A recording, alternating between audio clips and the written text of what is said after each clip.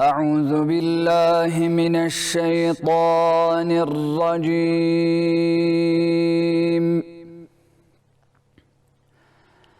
بسم الله الرحمن الرحيم.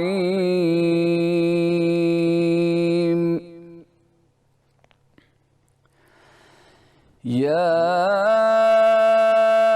أيها النبي جاهد الكفار والمنافقين واغلظ عليهم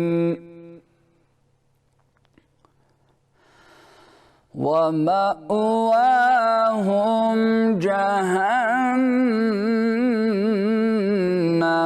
وبئس المصير.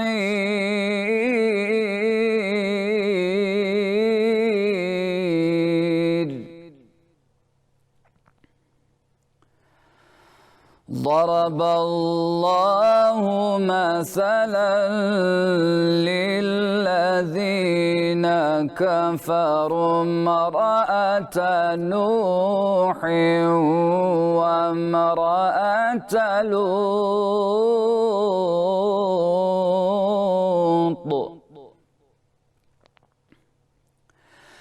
كانتا تحت عبدين من عبادنا صالحين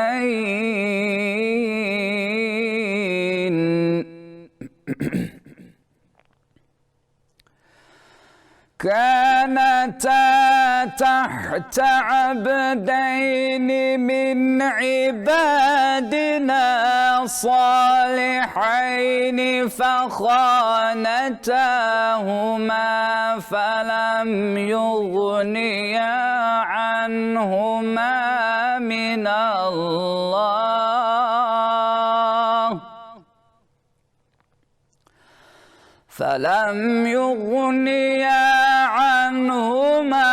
من الله شيئا وقيل ادخلا النار مع الداخلين.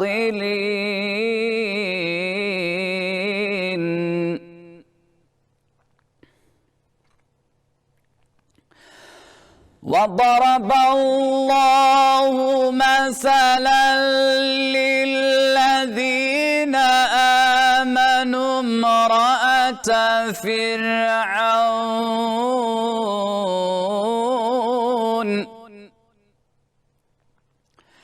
إذ قالت رب ابن لي عندك بيتا في الجنة ونجني من فرعون وعمله ونجني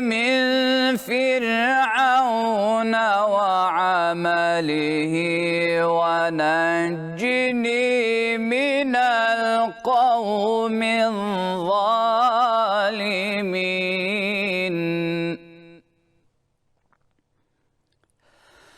ومريم ابنة عمران التي أحصنت فرجها فنفخنا فيه من روحنا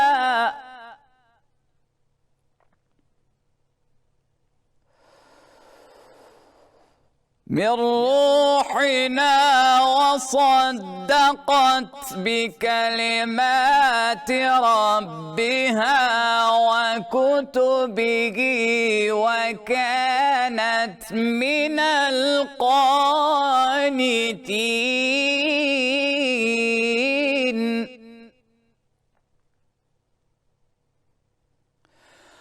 ومريم ابنة عمران التي أحصنت فرجها فنفخنا فيه من روحنا فنفخنا فيه من روحنا وصدقت بكلمات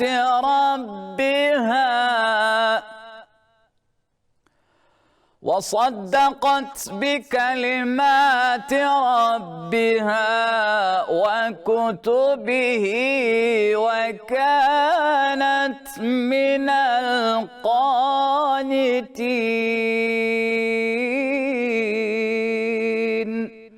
صدق الله العظيم. Bismillahirrahmanirrahim. Değerli izleyiciler, hepinizi Yüce Allah'ın selamıyla selamlıyoruz. Bir sahur bereketiyle yine karşınızdayız ve inşallah bu programda da yine Ramazan ayının önemli hususlarından, yönlerinden bir tanesini konuşmak istiyoruz. Ramazan ayının özellikle de son 10 gününde, gecesinde itikaf sünneti var. İtikaf derken tabii ki yalnızlığı anlıyoruz da Allah için, ona itaat, taat, ibadet için işte onun mescitlerinden, camilerinden birinde bir süre kapanmak. Yani özet olarak bu. Peki itikafın hikmeti ne? Yani neden böyle bir sünnet var? Hani hikmet arıyoruz. Bunun hikmeti nedir? Bunun manası nedir? İtikafa giren kimse aslında ne yapmış oluyor, ne demiş oluyor? Yani bunun gerçekten de insan hayatına, Müslüman hayatına kattığı şey nedir? Bunları muhterem Mehmet Göktaş hocamla konuşacağız. Hocam itikaf sünneti camiyle mümkün, camide gerçekleşiyor. Bir süre Allah ile orada, Allahu Teala ile o mekanda baş başa kalmak. Tabii bunun işte ne kadar olacağı, nasıl olacağı, bunun detayları belli ama herkes az çok biliyor ki ya camide bir süre kalacağız. Özet olarak bu. Peki nedir buradaki incelik, buradaki sır, buradaki mana? Yani niçin böyle bir hani az önce söyledik yani bunun hikmetini ararsak ne diyeceğiz? Buyurun hocam. Ben de muhterem izleyenlerime hayırlı sahurlar temenni ediyorum. Muhterem hocam, itikaf kelimesi akif, bildiğimiz şu akif ayınla yazılan akiften türeme bir kelimedir. Akif ibadete vermektir. İnsanın kendisini ibadete vermesidir ve suresinde, Bakara suresinde akifine Hz. İbrahim'e işte mescidi hazırla, yani bu Kabe'yi, Mescid-i Haram'ı işte temizle, pırıl pırıl et. Kim için? Akifine, yani orada kendisini ibadete verecekler için. Hocam bu konuda bir İslam öncesi de var bunun. Yani akifin veyahut da itikafın veyahut da bir anlamda yalnızlığa çekilmenin İslam öncesi de vardır. İslam'da artık bu sünnetleşmiştir sizin dediğiniz gibi. Yani nasıl ki bir ara vermekten bahsederken Müslüman verendir ama Medine'ye geçilince artık ne olmuştur? Vermenin adı tam olarak zekat olmuştur. Belirli bir mal ölçüler getirilmiştir artık yani. Normal vermekten ziyade bir takım ölçülere bağlanarak en azından bir farz, bir vacip, bir sünnet olan yani sadakayı fıtır, zekat nasıl öyle olduysa anladığımız kadarıyla yani itikaf da böyle olmuş. Yani itikaf önceleri yani bir insanın kendisini yani bir tarafa çekilerek Allah'a vermesidir. Çekilecek yerlerin en iyisi de tabii varsa eğer mescittir, Mescid-i Haram'dır, başka yerlerdir ve yerine göre inziva kelimesinin de biraz o benzer kelimesinin değil de inziva amelinin diyelim, inziva eyleminin de bununla bir alakası var.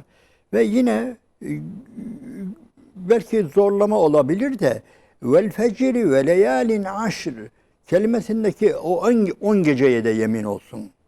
Tabi buradaki 10 gece bazı alimlerimiz Zilhicce'nin ilk 10 günü demişlerdir ama önemli bir bölümü de yine Ramazan'ın son 10 günü diyen de vardır. Ramazan'ın son 10 günü. Ramazan'ın son 10 gününün bizde İslam öncesinde bir önemli bir şey vardır. Hira'dır hocam. Yani onun için itikaf denilince aklımıza aslında Hira'da gelmesi lazımdır. Hira önemli bir olaydır. Hatta benim aklıma Hazreti Meryem'in mabette tekrar mabedin doğusuna çekilmesi, yani yalnızlık, kendisini Allah'a vermesi konusu da geliyor. Çünkü bir de biz buna geceyi de ekleyelim hocam. Yani itikaf denilince de leyali aşır denilince de hatta bizim kandil dediğimiz şeylerin hepsi dikkat ederseniz gündüz değil, hepsi gece. Ya Miraç gecesidir, Berat gecesidir, Regaib gecesidir, Kadir gecesidir ama gece. Yani Müslüman geceyi ihya eden, geceye can veren insandır. Sözü çok dallandırıp budaklandırıyoruz ama bugün bu bizim elimizden alındı, elimizden alınan en önemli nimetlerimizden birisi, kaybettiklerimizden birisi gecelerimiz hocam. Gündüzlerimize fazla bir şey yapamıyorlar, müdahale ediyorlar da o kadar değil. Niye? Gündüz koşuşturuyoruz. Herkes rızık için, yiyecek için, yani zaten Kur'an-ı Kerim'de de Allahu Teala öyle buyuruyor. Yani gündüzü maişet için, yani sizin emrinize verdik. Yani gece hem dinlenme, ama gece dinlenme derken sadece yani kaslarımızı, vücudumuzla beraber zaten bütün ilim adamları, bir insan gece uzandığı zaman asıl beyni yenileniyor. Her şey tazeleniyor. Fakat biz burada şunu da ilave edelim. Özellikle işi tekrar başladığı noktaya getirelim. Yani insanların kalabalıklardan, sesten, gürültüden, her şeyden çekilip yani gece bir müddet dinlemesi, kendisini dinlemesi çok önemli yani. Gece kendisini dinlemesi insana çok şey verir. Yani çok şey kazanır. Veyahut da belki garip karşılığına dışarıdan gelir, hariçten gelir, gökyüzünden gelir. Yani bu illaki vahiy olacak diye bir şey yok. Yani ben nice üstadın hayat hikayesini, biyografisini okurken yani bir şeyler gördüm. Yani çekiliyorlar. Bir yerlere çekiliyorlar. Kendilerini dinliyorlar. Bazılarının o çekildikleri yerleri ziyaret ettim, gördüm. Yani bir Bediüzzaman'ın yani Van'daki o yerlerini falan gezdi, şey yaptı, itikafa çekildi veya kendisini Allah'a verdi veya dinlediği diyeyim, kendisini dinlendiği yerleri gördüm. Dikkat ettim. Gerçekten buralar çok çok önemli. Onun için biz itikafımızı biraz buna benzetelim. Mescit tabii İslam mescidi niye emrediyor? Mescitte şamata yoktur, gürültü yoktur, hep ibadettir. Dünya yoktur yani. Orada dünyevi bir şey olmayacağı için ve Allahu Teala da bizim ahiret üzerine, maneviyat üzerine yoğunlaşmamızı, bir yoğunlaşma söz konusudur. Yani itikafın en büyük özelliği, Hira'nın en büyük özelliği yoğunlaşmaktır. Yani yeryüzünün en büyük inkılabı bu 10 gün içinde, son 10 günde malumunuz, son 10 günde gelmiştir ve orada Allah'ın Resulü sallallahu aleyhi ve sellem yani her şeyden kesilmiş, yani orada Rabbini düşünüyor, dünyayı düşünüyor, insanlığı düşünüyor. Yani bu nereye gidecek? Orada işte Allahu Teala ona orada bir yol gösteriyor, çıkış veriyor. Çıkış yolunu gösteriyor, çaresini gösteriyor, Cebrail'ini gönderiyor. Yine İbn Haldun'un mukaddimesinde bir bölüm görmüştüm. Orada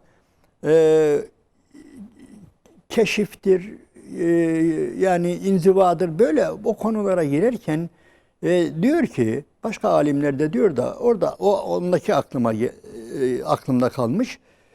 Yani bir insanın ruhunun harekete geçmesi, insanda asıl olan ruhtur. Beden onun bir anlamda binek hayvanıdır, taşıyıcısıdır beden. Lazım elbette.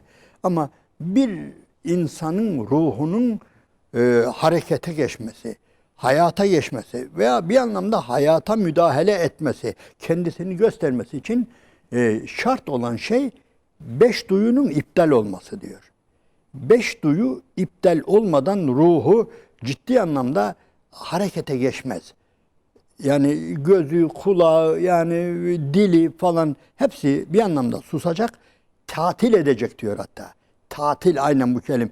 Tatil edecek ki yani ruhu meydana çıksın ve hakikat alemiyle alacağını, vereceğini, yani neyse onları yapsın diyor. Bunlar için biraz gayret gerekir ve bunu ben itikafı biraz bu anlamda görüyorum. Yani onun için Müslümanlar itikafa girdiklerinde dışarıyla irtibatları, özellikle ilk etapta hem kendi duyuları, 5 duyusuyla ve bir de şeyle, özellikle dış dünya ile, yani illa sadece basit alışveriş değil ama basit, o da öyledir. O da zaten asıl olan bize göre şu anda nedir? Biz fiili olarak dışarıya çıkmayız.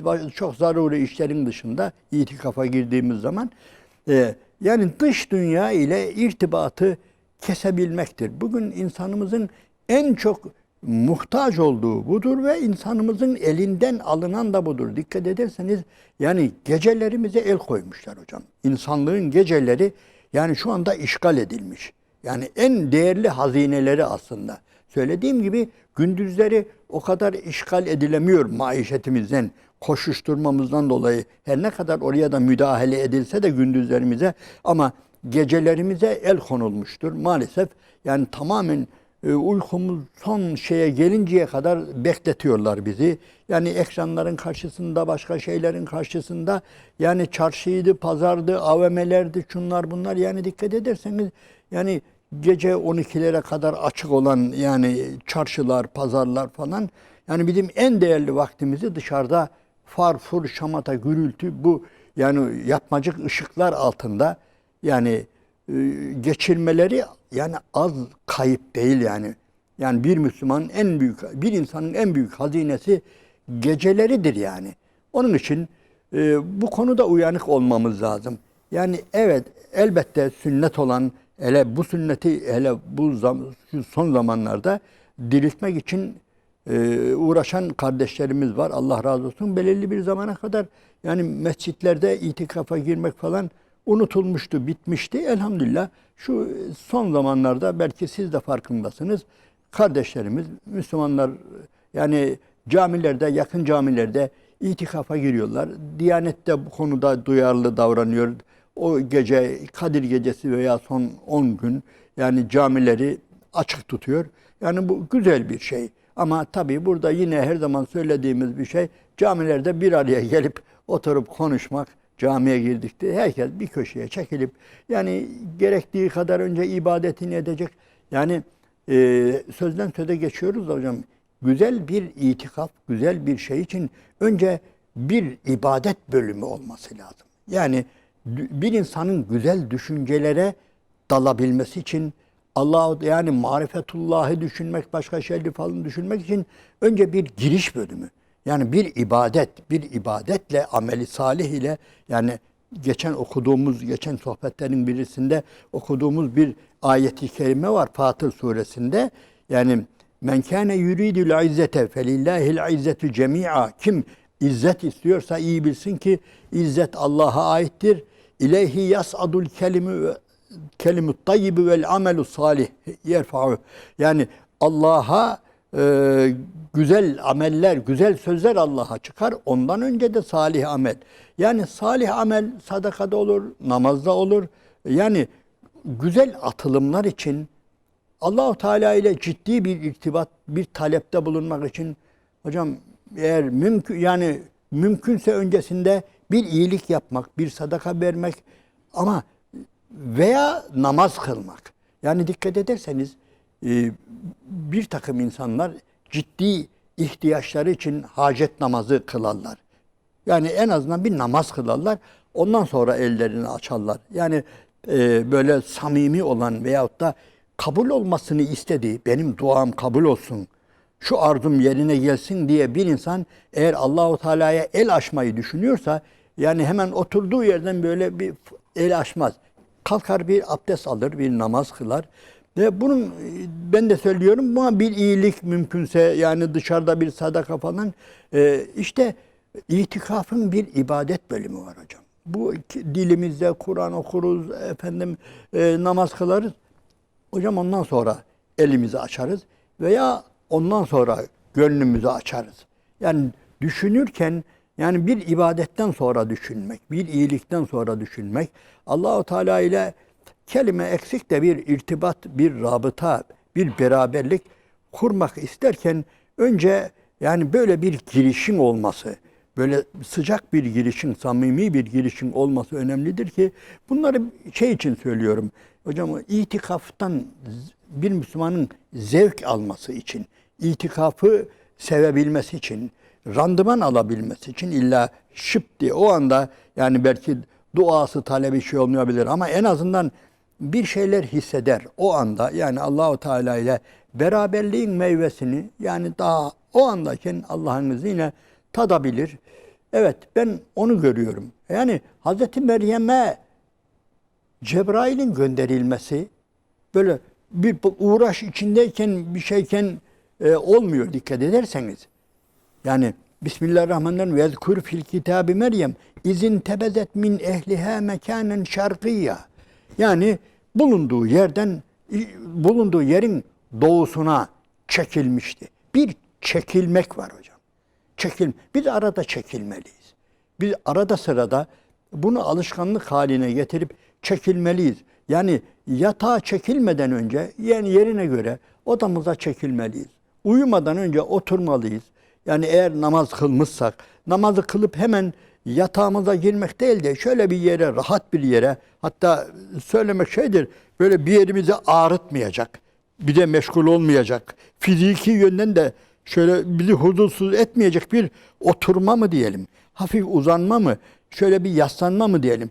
Böyle bir yaslanıp böyle biraz düşünmenin en azından yani 10-15 dakika, yarım saat böyle düşünmenin yani insanoğluna çok çok şeyler vereceğine, bir Müslümanın yani böyle bir şeyde yani keşif, keramet bekleme değil de yani ama eğer olacak da o da öyle zamanlarda olur. Onu demek istiyorum.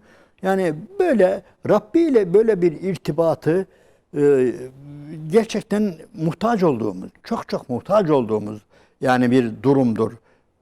İtikaf inşallah bize bunu kazandıracak. Yani bazı şeyler böyle emredilirse, sünnet olursa bu sünnetmiş, bu sünnet-i müekkedeymiş falan diye hatta bazıları farz-ı kifaye olarak da görüyor. Yani bir beldede bir takım müminlerin en azından yani bu görevi yerine getirmesini yani yani o merkezdeki bir camide itikafa girmesini yani farz-ı kifaye cenaze namazı gibi yani bir farz-ı kifaye gören yani ilim adamlarımız da var. Bu çok önemli bir olay. Evet. Yani itikafın aslında Kur'an-ı Kerim'de işte Hazreti Musa Aleyhisselam'ın Tur Dağı'nda yani Rabbi ile baş başa kalması veya az önce buyurduğunuz Peygamber Efendimiz Aleyhisselatü Vesselam'ın Hira'da Rabbi ile baş başa kalması. Gerçi orada henüz daha peygamberlik yok. Ama benzer şeyleri düşünüyor hocam. Oraya gidip de herhalde özür dilerim Hazreti Hatice annemizle dövüşüp de küsüp oraya gitmiyor yani. Evet. Yani sonraki alimlerin de hayatlarında buna benzer şeyleri buluyoruz. Hatta Öyle. yani zindan mesela zindana düşen alimlerin orayı bir itikaf gibi düşündüklerini yani Kazanıyorlar. Yapabilirlerse yani şimdi belki hemen bize yani kolay gelebilir de zindanın elbette çok çok eksileri vardır elbette anlatılamayacak kadar çileleri zaten bir anlamda cezalandırma. Ama çevirebiliriz. Yani zindan da gerçekten bir anlamda yani nedir? Bazen aranıp bulunamayacak bir yerdir. Yani tek başınasın. Yani eğer karnın toksa biraz şeysen yani ne bileyim bir ağrın, sızın, sancın falan yoksa yani gerçekten bir anlamda aranıp bulunamayacak şey. Yani düşünebiliyor musun? İmam-ı Seraksi 30 ciltlik Mebsud'u oradan yazıyor. Orada yukarıdan geliyor, kendi orada mütalaa ediyor. Her şeysini kendini veriyor. Sonra öğrencileri geliyor, kuyu gibi zindan yukarıdan sesleniyor. Bu onlara yazdırıyor rivayete göre. Ve nice kitap, nice yani güzel şeylerin hepsi zindanda yazılıyor.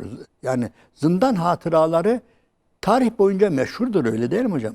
Zindandaki yazılan şeyler, yani hem de sadece Müslümanlar için değil, başka dünyaların da, böyle başkalarının da zindan hayatlarında böyle güzel, verimli randımanlar, meyveleri vardı. Yani zindanın en büyük meyvesi yalnızlık hocam.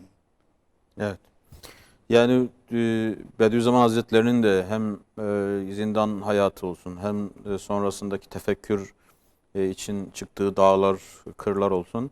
Ya şimdi günlük hayatta çok aşırı derece. Eskiden belki bu kadar yoktu yani. Keşmekeş, bu kadar koşturmaca, bu kadar meşguliyet, bu kadar yoğun işte bir çalışma, çaba gitgide daha da mı artıyor? Yani böyle sanki ihtiyaçlar arttıkça dünyevi meşguliyetler daha fazla artıyor.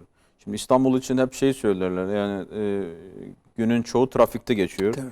Sürekli bir yerlere koşturmaca var. Bunu eğer bir yerde insan hani durduramazsa bu akışı, Müdahale edemezse, müdahale sahip olamazsa zamanına, evet, Evet. durduramazsa. O zaman yani ibadetin yani işte bir şekilde şartı olan mesela kıyam diyoruz. Kıyam biraz da durmayı anlatıyor. Yani kıyamda Evet. duracaksınız. Veya işte son oturuş diyor. Oturuşta biraz oturacaksınız. Ettehiyyat okuyana kadar, değil mi? Ve oturmak gerekiyor.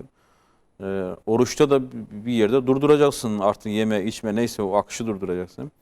Yani ibadet için bir o filmi yavaşlatmak gerekiyor. Evet. Yoksa işte hani gerçi daha önce konuştuk yani namaz Sahip olmak hocam zamana. Zamana sahip Zamanı olmak. günde en azından 5 defa zamanı durdurmaktır.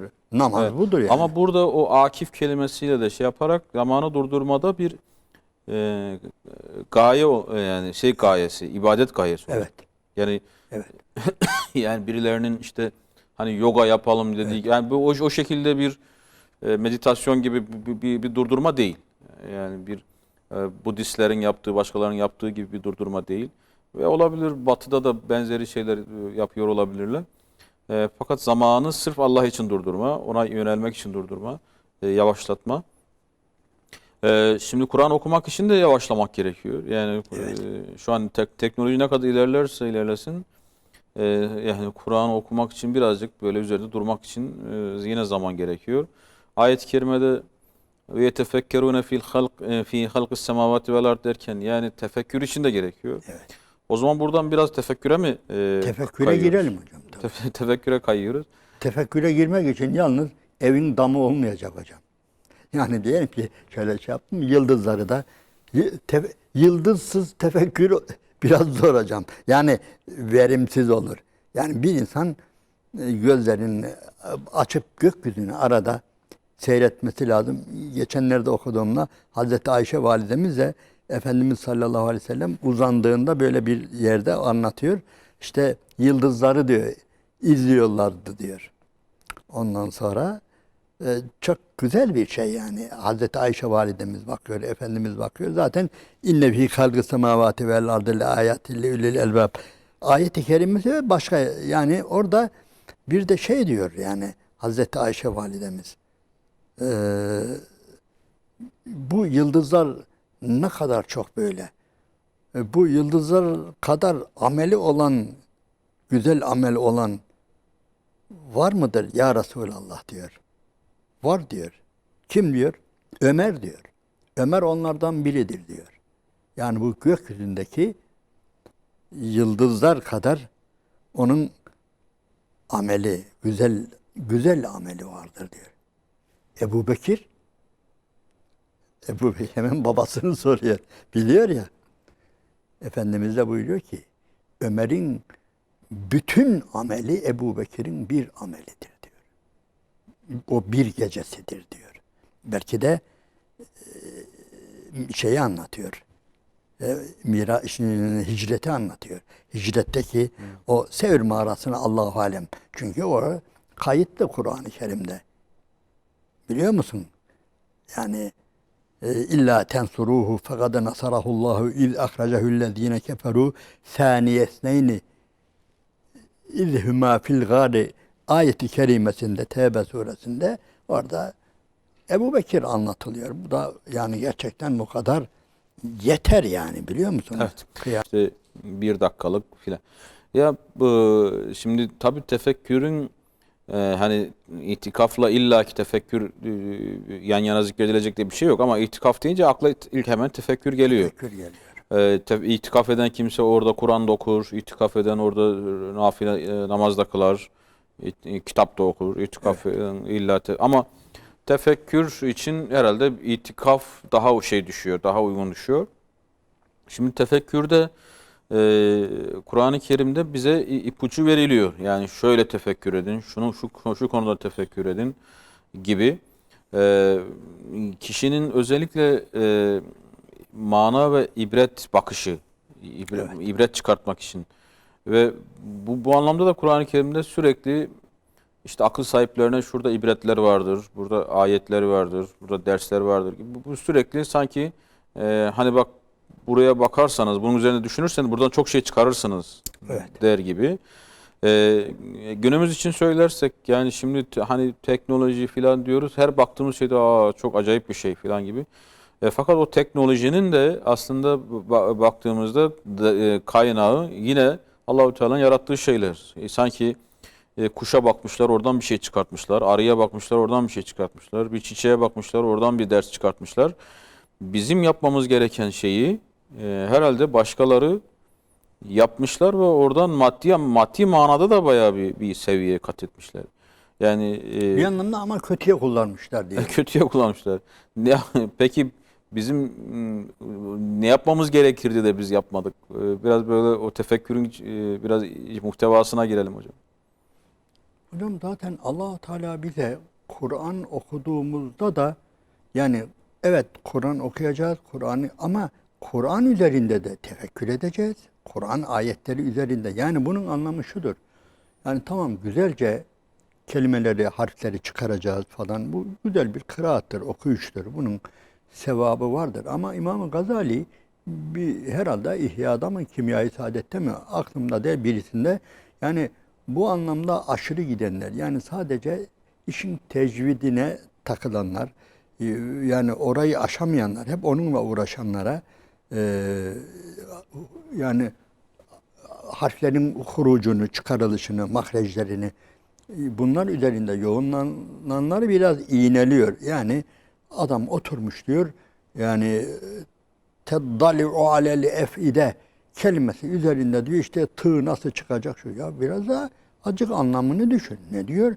Yüreklere, kalplere sirayet eden bir ateşten, bir cehennemden bahsediyor. Yani şu tığı bırak da biraz bu kadar üzerinde durmayı, yani biraz da bunun anlamı. Yani biz hocam iki ayetten dikkat ederseniz Allahu Teala'nın iki tür ayeti var. Yani nedir? Biri kitabının ayetleri, biri kainatın ayetleri. Zaten yani hem yani Üstad Bediüzzaman hem başka alimler bunu öyle tarif ediyor. Kainat açılmış bir Kur'an'dır. Kur'an'da yumulmuş bir kainattır. Yani bütün hepsi aynıdır. Yani ayettir. Onun için Allahu Teala biliyorsun ve ayetül lehumul leyl. Şimdi bir Kur'an ayetleri var. Bir de ve ayetül lehumul leyl. Ve ayetül lehumul ardul meyte. Yani ölü toprak sizin için bir ayettir. Bakın biz oraya yağmur göndeririz. O kabarır. Oradan bitkiler biter. Yani gece bir ayettir. Gündüz bir ayettir. Ondan sonra gemiler bir ayettir.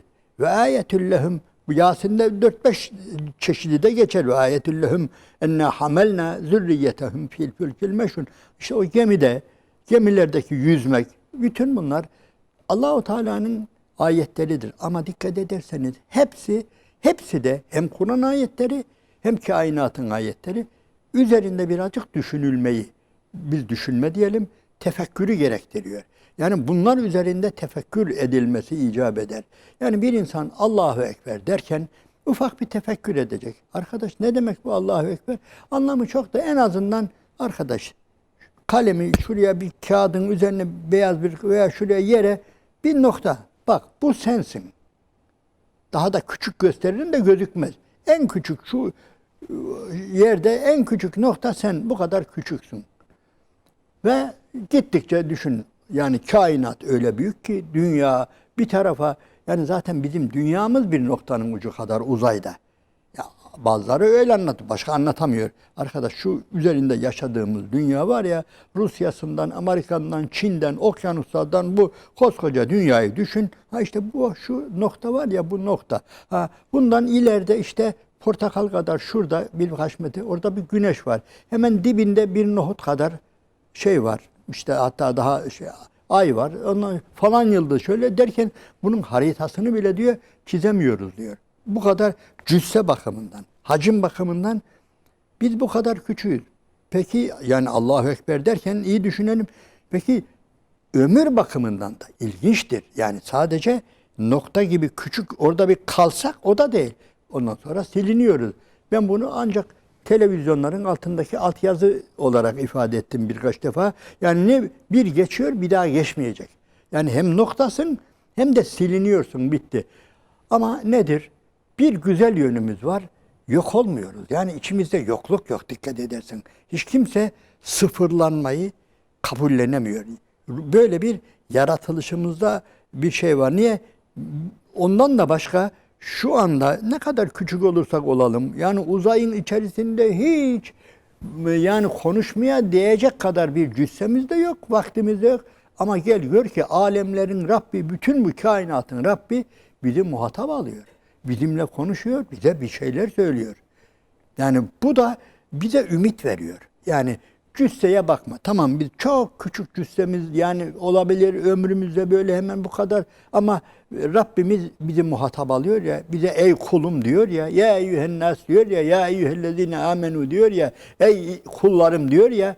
Yani buradan ne yapıyoruz? Buradan bir ebediyet bekliyoruz. Yani ölümsüzlük bekliyoruz. Yani ama Allah'ın ekberliğini ancak böyle tefekkür edebiliriz hocam. Yani Allah-u Teala her yönüyle yani öyle ekber ki yani biz bir hiçiz, kendimizde kıyaslamak zorundayız. Biz bir hiçiz. Bu tefekkürle şey yapılacak bir olay. Tefekkürsüz bu noktalara gelinemez. Yani düşünebiliyor musun? Yani bir cahil tefekkür etmeden şöyle baktığında ne karpuz kadar şey ay. Biraz da onun büyüğü de güneş.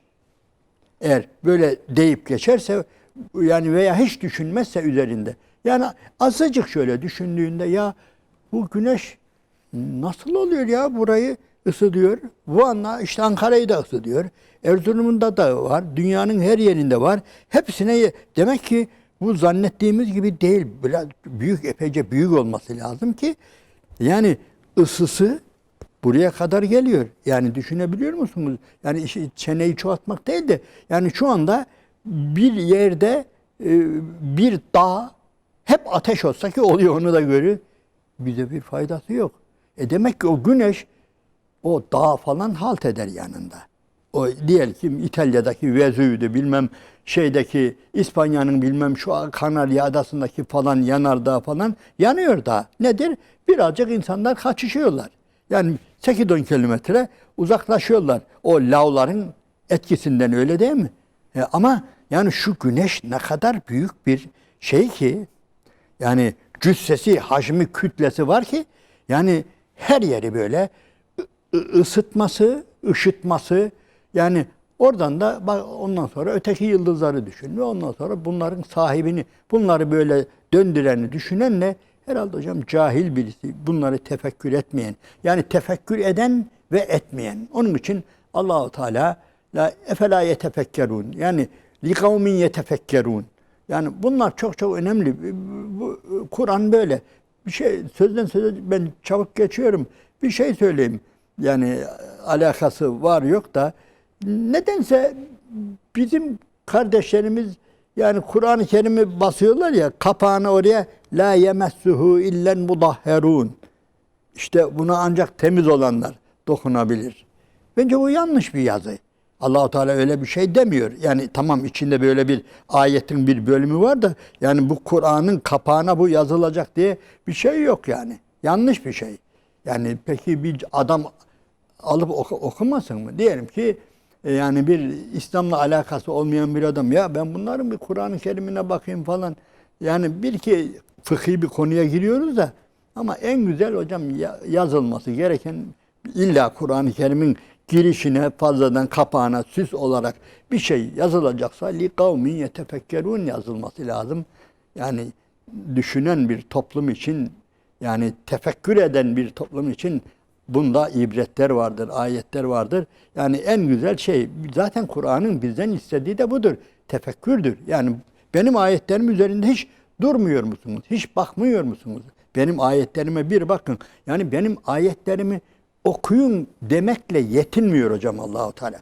Tamam, zaten tefekkür önce okumakla geçer. Önce kendini metnini okuyacağız. Ama ondan sonra üzerinde tedebbür edeceğiz, tefekkür edeceğiz ve bu tefekkür de biraz şeye getirelim de, yani senede bir defa itikaf değil de illaki işte bu yalnızlık, yani tek başına düşünme. Tek başına düşünme. Ha, bu arada şu da vardır. Yani biz tökezlediğimiz, tıkandığımız yerde erbabına da sorarız. O da ayrı bir olay. Ya bunu nasıl anlıyorsun? Bu da zaten tefekkürümüzün devamı olur. Öyle değil mi? Tefekkürümüzü geliştirme anlamına sorduğumuz soruların da faydası olur. Yani hocam takdir kelimesine geliyor mesela. Şey yok da bu konuyla, yani bir ilişkilendirmiyoruz da, yani takdir edilmek istiyoruz. Allah-u Teala hocam takdir istiyor. Yani takdir edilmek çok önemli. Ve ma kaderullaha hakka kaderi. Birkaç ayeti kerime Allah'ı hakkıyla takdir yani edemediniz. Yani karşılığını veremeyiz. Allahu Teala'ya hiçbir şeyi, ama en azından takdir etmek. Yani takdir ölçmek, biliyorsunuz. Miktar kelimesi buradan geliyor. Yani miktar, takdir, kadar. Şu bizim bildiğimiz kadar. İşte şu 300 gram kadar. Ya bu nedir? Ben bir takdirde bulundum şey. Ha, yanlış takdir gerçekten sahibini gazaba getirir. Yani eğer diyelim ki birisi size baksa şöyle şöyle, işte sizin kilonuzu çok garip bir şekilde takdir etse, boyunuzu çok yani hiç olmayacak şekilde takdir etse, siz öfkelenirsiniz hocam. Yani bu bir vicdansızlıktır. Veyahut da işi başka yere getirelim, çoğaltalım. Yani diyelim ki şöyle bakarken şu tavşan şu aslanı boğabilir falan demek ne demektir hocam? Bu aslanı takdir edememektir. Yani aslanı ölçememek, biçememektir. Takdir edememektir. Yani veyahut da hadi bu takdirden başka bir de şöyle bir takdir düşünün. Bir de kendimizin takdir edenin uğrayacağı zararlar. Diyelim ki şuradan tavşanın önünden geçerken, böyle yaklaşırken, diyelim ki tavşanın tel örgüleri, diyelim ki hepsi de bir hayvanat bahçesinde, tavşanın önünden geçerken titremek, böyle paniklemek falan, aslanın önünden geçerken de böyle hiç umursamamak, böyle bir insan var da bu mutlaka hastaneye götürülmeli. Öyle değil mi? Bu takdir edememek. Yani onun gücünü takdir edemediğinden dolayı böyle bir insan olsa hastadır yani. Kesinlikle bir hastadır. Onun için bu tedaviye ihtiyacı vardır. Hocam Allahu Teala'nın ayetlerini, yarattıklarını yani takdir edememek de böyle bir hastalıktır yani. Bakıp görememek yani. Bakıp görememek. Yani bunu biraz daha şey yapalım. Çok uzatıyoruz, dallandırıp budaklandırıyoruz da şöyle davranmazsan seni sınıfta bırakırım. Veyahut da diyelim ki bir öğrenciye soruyoruz. Sen niye böyle yapıyorsun? Sen niye böyle giyiniyorsun? Ya eğer böyle giyinmezsem bizim sınıf bana güler. Veya beni alaya alırlar. Veya şöyle yaparsam öğretmen kulağımı çeker. Veyahut da beni sınıfta bırakır. Nedir? Şimdi burada bu diyelim ki bu bir gerçek. Doğru söylüyor. Ama öbür tarafta da Allahu Teala bize bir şey söylüyor. Diyelim ki şunu yapmazsanız, ısrarla bunu yapmazsanız, yani cehennem, benim cehennemim var diyor. Ve yakarım diyor. Ve ben sözümden dönmem diyor. Ben sözümden dönmem diyor. Yani diyor ki مَا سَلَكَكُمْ ف۪ي سَقَرٍ. Cennetliklerle cehennemlikler konuşuyor. Ondan sonra sizi cehenneme sokan nedir? Niye bu cehenneme girdiğiniz? Sebebi nedir denildiğinde galu lem neku minel musallin. Biz öncelikle bir defa namaz kılanlardan değildik. Şimdi Allahu Teala namaz kılmayanlar, namazı bilerek terk edenleri cehennemine koyacak. Ve buna yemin ediyor. Bunu söylüyor. Öbür tarafta da diyor ki efendim ben şu işi yaparsam yani öğretmen beni kulağımı çeker veya sınıftaki arkadaşlar bana güler veya patron maaşımı kısar veya işten atar. Bunların hepsi de gerçek olsa bile ama bir şey yapacaksın. Şimdi takdir edeceksin hocam. Takdir çok önemlidir. Yani takdir nedir? Kadar demektir. Kadar, miktar. Şimdi cezaların veya mükafatların hep insanları korkutuyoruz da Allahu Teala'nın bize cennetinden de bahsedelim. Allahu Teala yani bize yani şu işleri yaparsanız yani size cennet vaat ediyorum diyor. Ve cennet öyle bir cennet anlatıyor ki hocam bu cenneti biz az çok bizim takdir edeceğimiz kadar ölçülerini veriyor Allahu Teala. Ölçülerini veriyor. Ve biz bunu takdir edeceğiz. Nasıl ki yani öğretmenin kulağımızı çekmesini veya sınıftaki arkadaşlarımızın bizi kınamasını, mahalledeki apartmanımızdaki birilerinin bize şöyle yaptığım zaman bana şöyle diyecekler, bakacaklar, gülecekler veya takdir edecekler. Bunları nasıl ki ölçüp biçebiliyorsan değerlendiriyoruz. Tahammül edebilir miyim, edemez miyim? Efendim bana şöyle dediklerinde, şu cezayı verdiklerinde tahammül edebilir miyim, katlanabilir miyim diye bir ölçümüz var dikkat ederseniz. Bu takdirdir. Bütün bunlar tefekkürden geliyor hocam. Tefekkür edemeyenler bunu bilemezler, ölçemezler. Yani tefekkür bir anlamda doğru ölçüp biçmektir. Yani her şeye hakkını vermektir. Yani aslana aslan hakkını vermektir. Aslanın pençesinin, dişlerinin yani ne olduğunu kabullenmektir. Bunun bir vuruşu kaç kilodur, ne kadar derinliğe saplanır ve ondan sonra öteki nedir? Bunlar hep dikkat ederseniz ölçüyü bilmenin, tartıyı bilmenin, miktarı tayin edebilmenin, tahmin edebilmenin bir şeysidir. Yani neticesidir. Yani yanlış tahmin veyahut da yanlış takdir diyelim. Takdir edememek sonu kötüdür. Bir insan bir şeyi takdir edemiyorsa, bir iyiliği takdir edemiyorsa hocam, yani bir insan diyelim ki yani geliyorsun, yani bazen bir bakıyorsun ne oluyor? Önünde bir sofra var. Tamam da yani tamam güzel iyi yiyoruz. Ama bir düşün ya buna ne kadar acaba vakit verildi? Bunu hazırlayan eşim veya kızım veya bir başka bayan yani buna ne kadar vakit verdi? Artık parası bir tarafa. Yani en azından emek. Yani mutfak, emek, şu bu falan. Veyahut da bu değil. Bazı toplantılara katılıyoruz. Bazı mitinglere katılıyoruz. Hocam varıyoruz biz. Hazır buluyoruz. Yani güzel. Önümüzde kalabalıklar var. Güzelce. Ondan sonra Allah böyle bir fırsat vermiş. Orada bakıyoruz, izliyoruz, konuşuyoruz, hitap ediyoruz. Ama şöyle birazcık düşün ya. Bunu kim organize etti? Nasıl organize etti? Ve şu gelen insanlar, bakıyorum şurada minibüsler var, otobüsler var. Ta başka ilçelerden gelenler var, başka yerlerden gelenler var. Yani bunların her biri ayrı ayrı düşünülecek, takdir edilecek. Yani bu mutfak nasıl hazırlanıyor? Bir konferansın, bir kitabın, bir tiyatronun yani her şeyin bir takdir edilmesi gereken değer verilmesi, değer biçilmesi, kıymet biçilmesi gerek takdir komisyonları var biliyorsunuz. Öyle değil mi hocam? Yani şu anda Türkiye'de her yerde ciddi yerlerde bir takdir komisyonu var. Yani bu önemli bir görev. İnşallah hakkıyla yerine getiriyorlardır. Yani çünkü takdir biz bile bazen tahammül edemeyiz. Ya bizim şunu takdir etmişler ya falan. Bizim şuradaki arsaya hem el koymuşlar, tamam istimlak etmişler. Bir de takdir komisyonu gelmiş. Buraya şu kadar şey takdir etmiş. Para takdir etmiş. Allah'tan korkun ya bir şuraya bakın. Ne yapıyoruz? Takdiri yanlış yaptıklarından dolayı birilerine yani öfkeleniyoruz, kızıyoruz. Müsaadenizle Allah-u Teala da biraz yani bu anlamda Allah-u Teala'nın hakkıdır.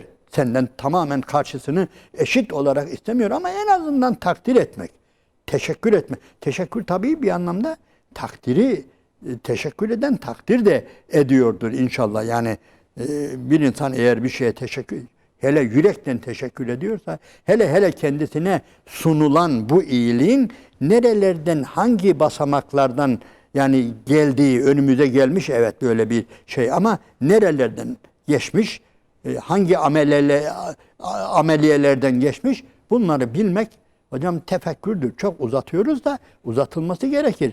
Yani bir insan eğer bunları bilemezse böyle bir insandan yani dindar insan olamaz yani. Büyük insan olamaz.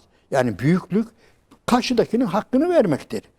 Yani amele de böyledir, öteki de böyledir, hepsi de böyledir. Yani ustalık da böyledir.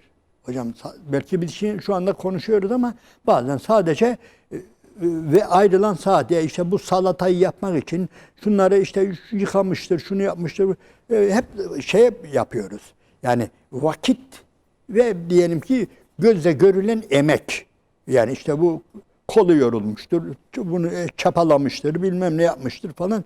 Ama bir de gerçekten düşünce, takdir edilmesi gereken bir de akıllar ve düşünceler var. Yani biri bunu nasıl yapmış ya acaba? Yani bu da takdir istiyor. Hocam onun için çocuklara verilen takdirname böyle üzerinde iyi düşünülmesi gerekir. İnşallah düşünülerek yapılmıştır. Çocuğa fazladan iltifat falan değil o, ha. Takdir, yani biz bu çocuğun ne yaptığını biliyoruz. Takdirname budur. Çocuğa ekstreden fazladan bazıları öyle zannediyor. Bu çocuğa fazla yok. Bu takdirname demek biz bu çocuğun neler yaptığını, ne emekler verdiğini, ne düşüncelerden geçtiğini ve onun için böyle bir netice geldiğini biliyoruz. Onun için takdirname veriyoruz. Yani bunun anlamı budur. Yani onun için tefekkür bunların başında geliyor. Tefekkür edemeyen, etmeyen insan, düşünmeyen insan, hocam düşünmeyen insan takdir edemez. Düşünecek ki bu nasıl geldi buraya? Buralar nasıl yapıldı? Yani gezdiği, tozduğu, yani efelem yesiru fil ardı. Yani bakın, yani gezin yeryüzüne, bakın o dağlara, denizlere. Yani sen onu, yani tesadüf mü, yani büyük bir acayip bir patlama oldu da şuraya efendim şu çukur oldu, şuraya Erciyes oldu, şuraya Ağrı Dağı oldu, şuradan Kızılırmak geçiyor falan. Eğer sen bunları böyle tabiatın böyle rastgele bir şeysini zannedersen olmaz. Ama Allahu Teala ne diyor? Yani bakın, yani dağlara bakın. Yani öyle oturttuk. Aralarından geçitler verdik size. Yani ovalar, denizler, yani hepsi takdire dayanıyor ve takdirde bir anlamda değil, tefekkür edemeyen insan bunların hiçbirini takdir edemez. Ne peygamberi takdir edebilir, ne Allah-u Teala'yı takdir edebilir, ne de diğer insanların iyiliklerini takdir edebilir. Evet. Yani tefekkürde gaye aslında o takdire erişmek, o takdir bulmak. Takdir denilen bir yere gelmektir. Evet, bir yere gelmek. Allah razı olsun hocam. Çok teşekkür ediyoruz. Ben de teşekkür ederim. Değerli izleyiciler, Sahur Bereketi'nin bugün de böylece sonuna geldik. Gelecek bölümde inşallah buluşmak dileğiyle diyoruz. Hepinize Allah'a emanet ediyoruz. Esselamu Aleyküm ve Rahmetullahi ve Berekatuhu.